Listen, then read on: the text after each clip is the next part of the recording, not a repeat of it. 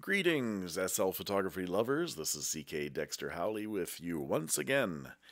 And today we're going to look at how to build a photo studio in SL for 0 Linden and only a few prim.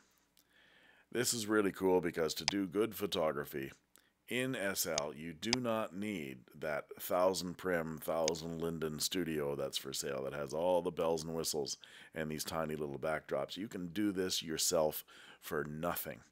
And I'm going to show you how to do this in just a few moments. This is just a few prim, and it takes very minimal building expertise at all. And I'm going to walk you through the whole thing. First off, we're going to use the build tool. Now, the build menu, here is the button down below on your lower toolbar. You click on build, and you get this little window here. This little window gives you all the different shapes that you can use in SL to build with. We're going to build with the cylinder. So click on the cylinder, and it highlights it. And then you get a magic wand as your cursor, and click out in front of you somewhere. There's our prim. You get a nice little thunder clap when you make a prim. Now, one of the keys to making things, if you're building at all in SL, is to get all your prims out and in the same axes when in advance, so that they're all lined up. So you don't have to make them all separately in various places and then try to join them up later. There are tools for that, but this is just a lot easier. So I'm going to make a copy of this prim before I start fooling around with it, because I'm going to use 2 prims for this. I'm going to hold down Shift, and I'm going to click on the blue up arrow axis and drag up, and then let go. I've now made a copy of this prim down below, and it's directly in line. If you notice when I zoom in here with Alt left click, you can see how that blue axis is just perfectly in line with the one that I copied it from. This is really important because then I won't have to worry about lining them up later. So I'm just going to move this prim up out of the way because I'm going to work on the bottom one first. Okay, so here the first one, the top one, is being edited. I'm going to click on the bottom one. It edits that one. Our window over here has a number of tabs: General, Object, Features, Texture, Content. We're going to go to the Object tab. This is where the prim's size and shape and parameters are housed. And we're going to change the size of this prim so that it's maximum in the X and Y axes, which is width and length. So we're going to go 10, which is a maximum for a prim, and tab, 10, and tab. And as you can see, I got a big pancake now going here. Actually, I want a very thin pancake. This is going to be the floor of my studio, which I can change texture and change color on. 0.5 is a little bit too thick for that. I'm going to make it as small as I can. The smallest you can make it is 0.01. I'm going to make it 0.02. Press tab again. You can see how it's nice and flat. Now I can move it up, and I can move it down.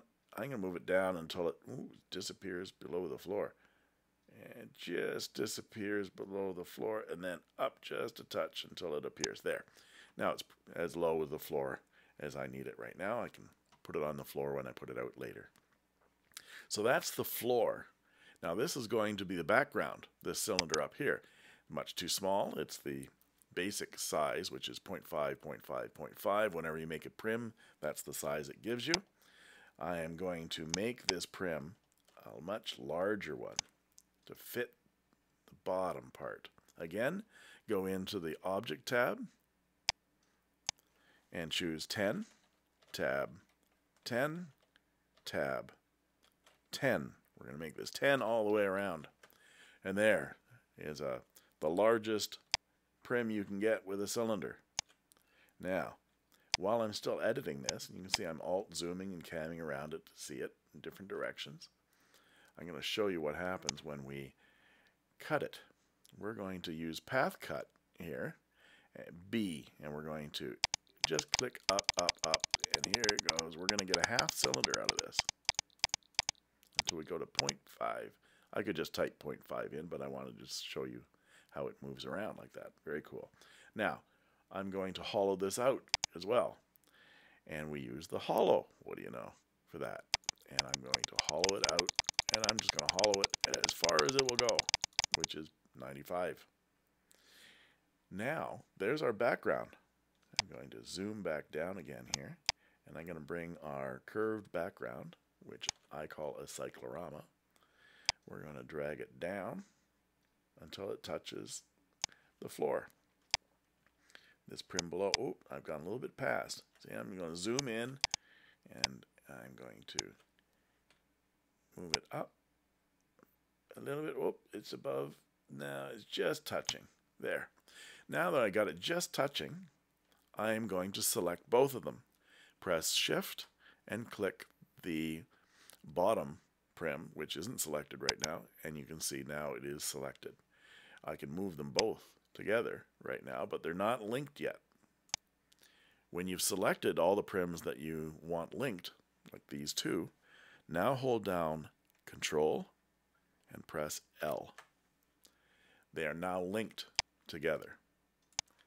And I can zoom around. There's my Photostudio background. That's all I need. Now I'm just going to change the color of it. So we're going to go to Texture tab. I don't like this texture. It's the basic texture. It looks like a piece of balsa wood. I'm just going to turn that off. So we click on Texture, and then we click on Blank, and then select. And you can see its basic color is white. That's all I need. There, it's white. It's a white background. I can go stand in the center of this, turn around, and face my camera, which is my viewer, and take some nice photographs of my pretty face. Snapshots like that. And then now when I take it into Photoshop, this background is so much easier to knock out in Photoshop and be able to put my avatar on top of any background I want. Now, what happens if I'm taking a picture of a bride wearing a white bridal dress and I've got this white background going? Now, the knockout, or when we're close to white here, is not going to be as easy. So I might want to change this. So I go Edit. Here's my texture window. Click on the color, and I can choose a middle gray, a deeper gray, black. If something is all white and you want to be able to knock it out, you can go black. I tend to use white, gray, and dark gray, and nothing more than that, because I find those are the easiest things to knock out